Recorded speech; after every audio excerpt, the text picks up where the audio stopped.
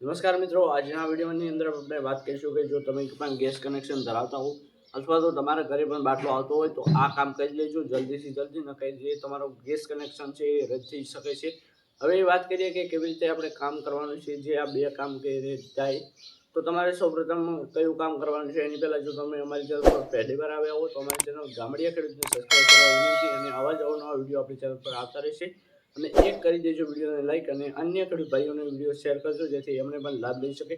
હવે વાત કરીએ કે ઈ કેવાયસી કેવી રીતે કરવું। જે પણ ખેડૂત મિત્રો તમે કનેક્શન ધરાવતા હો, ઇન્ડિયન હોય કે પછી કોઈ પણ તમે કનેક્શન ધરાવતા હો, એજન્સી તમારી જે પણ હોય ત્યાં જઈને તમારે આ ડોક્યુમેન્ટ રજૂ કરવાના છે અને ત્યાં જઈને ઈ કેવાયસી કરાવવાનું છે।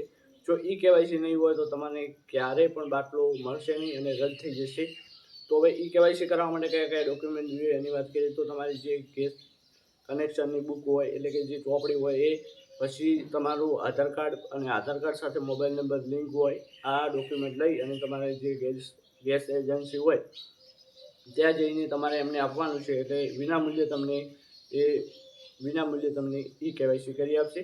અને જો તમારે એ પણ ન કરવું હોય અને ઘરે બેઠા જો તમારે પોતાના મોબાઈલથી ઈ કેવાયસી ઓનલાઈન કરવું હોય તો કેવી રીતે કરવું એની વાત કરીએ તો તમારે બે એપ્લિકેશનની જરૂર પડશે।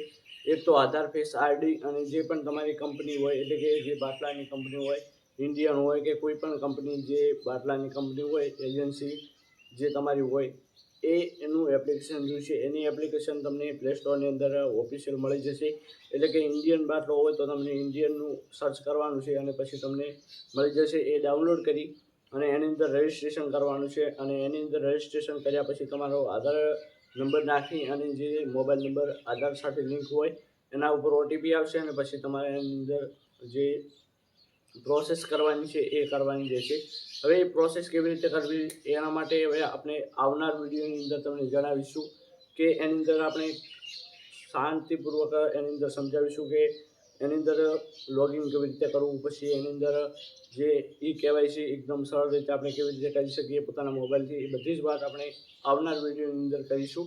અને જો વિડીયો સારો લાગ્યો હોય અને જો તમને આ વિડીયોથી માહિતી મળી હોય તો અન્ય ખેડૂત ભાઈઓને વિડીયો શેર કરવા વિનંતી જેથી એ પણ લાભ લઈ શકે। તો આજના વિડીયોમાં આટલું જ, હવે મળીશું નવા વિડીયો સાથે, ત્યાર સુધી જય માતાજી।